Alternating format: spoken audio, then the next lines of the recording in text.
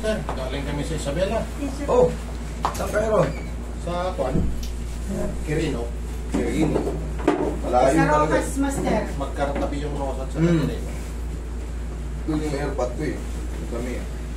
Nakakausap nga namin kaninang dumating kami dito. Anong masakit sa atin tayo? Ito sa Kwan. Hindi ako makatrabaho na... Nung bumiyahe kayo, maulan na ron dito. Hindi ba? Master. Sa bagay, papaganon pa lang eh. Doon kami umalis doon, Master. Nung to. Doon ang... Ay, alas 2 o'clock. Nung ako nung link.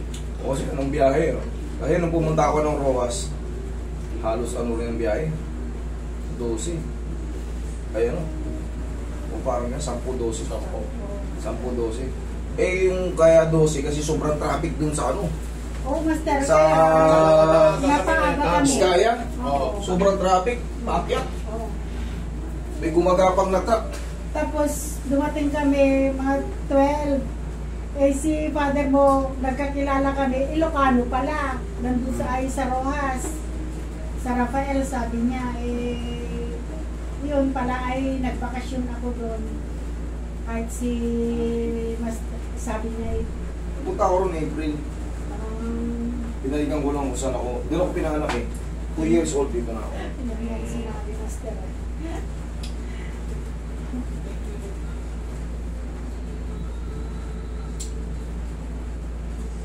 May ano ba ang nangyari sa inyo dati? Wala ko, Master. Uy, nagpa-fluctuate yung ano. Kanina pa ganyan. May sumasabi siguro. Sa main siguro. Miski dun sa bahay. Hindi. Sa bagay, doon din sa amin eh. Doon sa Kaya amin. nga. Eh, ganito. Galing din sa Saudi yan, Master. 10 years.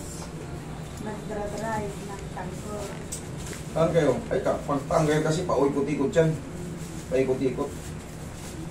Pag taglamig, putulan ng tanker. Pero doon na sa Saudi, Master, nai-inject ka na ng Voltaren. Kasi ito ang... Sabay mo, ano? Sabay mo. Yun naman ang ano eh. Doktor ng Voltaren tsaka Panadol. Yung Saudi po, Panadol, Voltaren lang, Panadol, Voltaren, Panadol, Voltaren. Yun lang doon.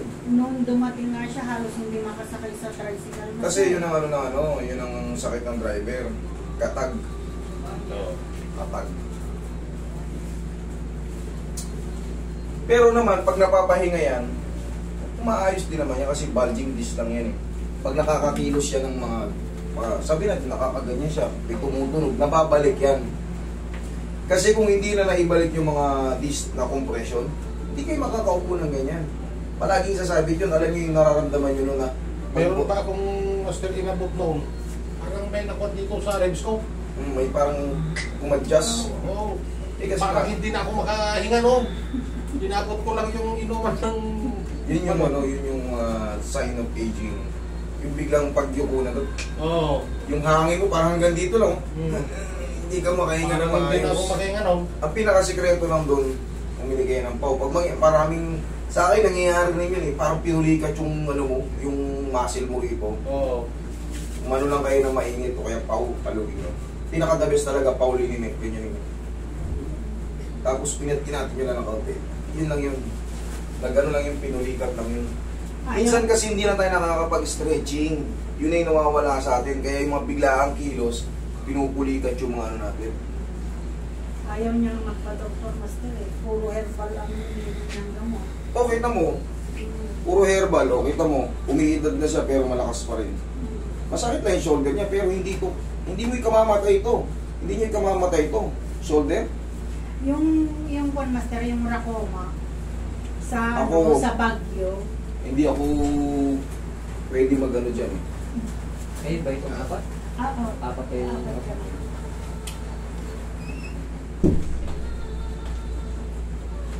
Pag nasana yung katawan niyo sa herbal, walang synthetic, walang mga ano, iidad kayo na maganda.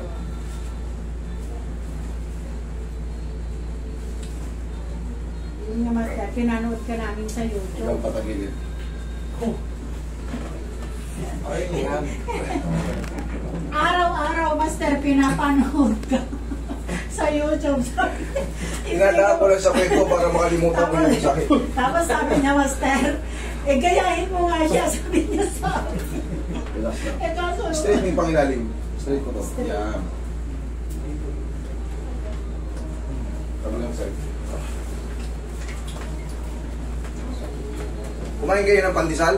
kumain na Oo, sa very good. Walang sarado yung mga kainan. Kaya pandesal lang almusal natin pare-parehan. Relax lang. Dapa. Sakto na po yung mga salito. Hili niyo po yung kamay. Kung layo nito mga to. Sabela, Pilino, Sabela. Oh, Master, sabi nga ni Father mo eh, malayo pa sa Rojas yun, sabi niya. Basta layo pa pag traffic eh. Diyan sa ano. Nung umahon kami, may ginagawang kalsada dyan sa ano eh. Pero okay Sa lang, Santa Master, Fe. basta gumaling kami. Yung mga dito po. Kasi may pinuntahan pa kami sa Sulana, eh, iba naman yung panghilot niya, bato. Kanya-kanyang technique yun eh. Mm. Meron din ginagamit na hot stone. Tawag naman sa amin ng hot stone. Kaya lagay rito. Pero hindi ko na inaral. Hindi, Master, yun naman ang panghilot. Eh, masakit. Eh masakit talaga, bato yun eh. Oo.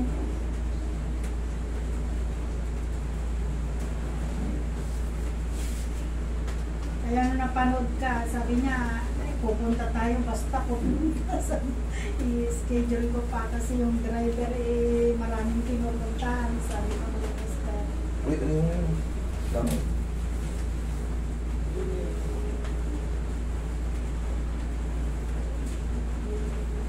Master, yung ano, dito sa mata, na ano ba sa ugat dito sa mga, Ano nangyari sa mata? parang hindi, ito Master, hindi makakita. Parang malabo. Parang malabo. Oo. Baka diabetic kayo. Eh, yung nga lang sinasabi ko sa'yo, Master, na Tandaan nyo, na maano. ang diabetiko, 3 yan. Fox, green apple yan. I-blender nyo, malaking bagay. Tihaya ka tayo.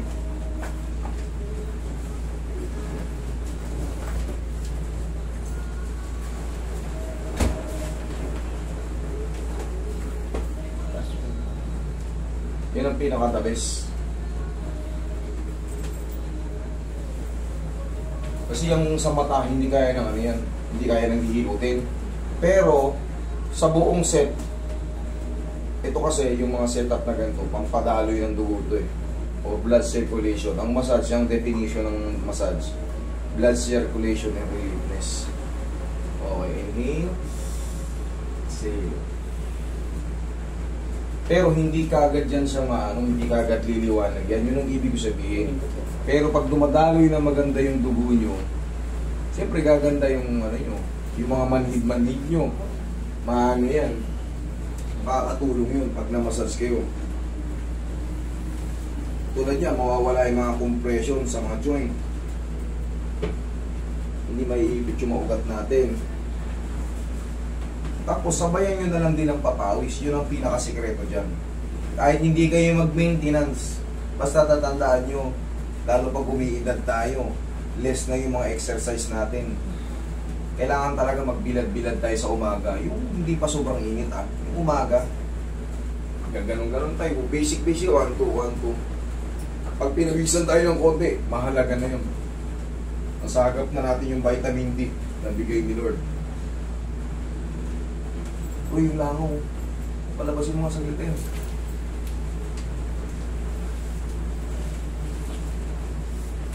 Buksan mo yung pinto. Sumapo sa bibig ni Sir eh.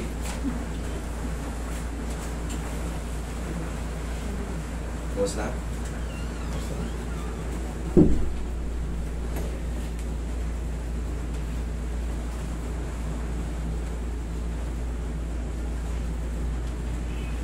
Sir, upo ka, Sir.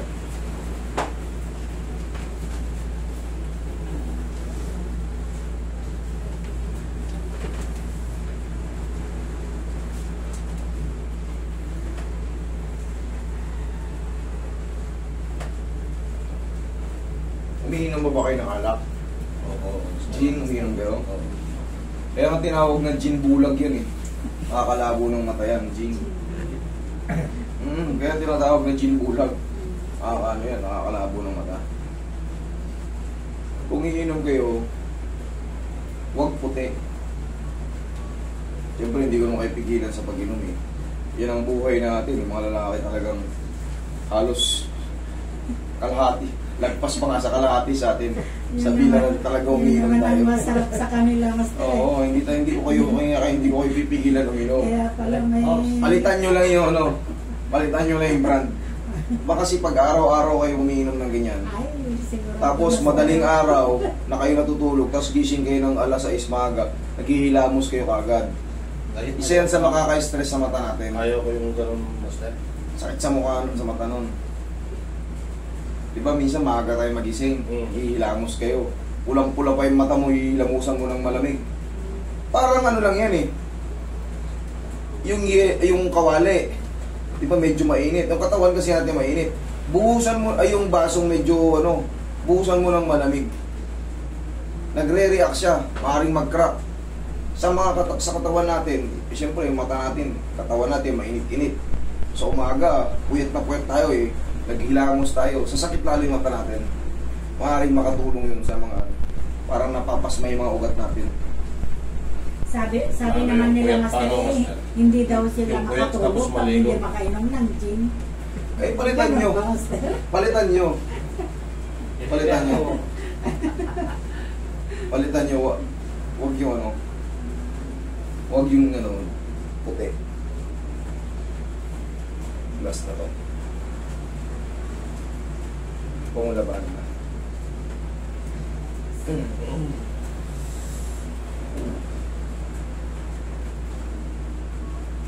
Ganito na exercise ng palagi tayo ha. Hindi na yan masakit. Kumbaga, may maiiwang pain yan sa loob, pero hindi na yan todo masakit.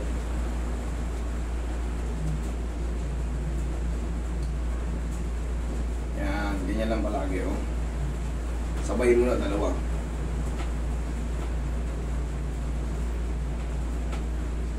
Tapos pagkapitin mo yung kamay mo, angat. 1, 2, 3. Baba. Ganun lang kabilis. 1, 2, 3 lang. Kung mapapansin mo, taas na. Tapos yun lang, balik lang ulit sa ganun. Yan lang palagi. Tapos isuntok nyo na malakas. Okay, lakasan nyo. Yan. Yan lang. Tapos, wala na yan. Maluwag na. Okay? Diba, nasasaktan ba kayo pag dinidinan nyo ito patagilid? Oo. O dinan nyo ngayon patagilid. Kasi kung makatulog pag kon eh. Sige, dinan mo patagilid ngayon. Pag tignan mo, pwede na. Okay. First na. Okay? Sir, yun lang ha. Yung tinuro ko sa yung exercise, ganun lang palagi, kahit lakasan mo na yan. Tapos, basta ito, yung ganito, yung binat. 1, 2, 3, mabilis lang. Hindi ko na may ganun dati. Okay, nagaganyan mo na. Ang ganda lang, Master eh. Dati yun. Oo. Kasi paano ako makabukid pag ganito ako? Kaya pupunta tayo daw, sabi ko. Bumili kayo ng pautay ha, para pag after nyo mag-stretching, kahit mga 3 ulit lang sa umaga, okay na yun, nainad na. Lusin ko na ng pau, ganun lang. Okay? Okay, sige tayo. Thank you. Next.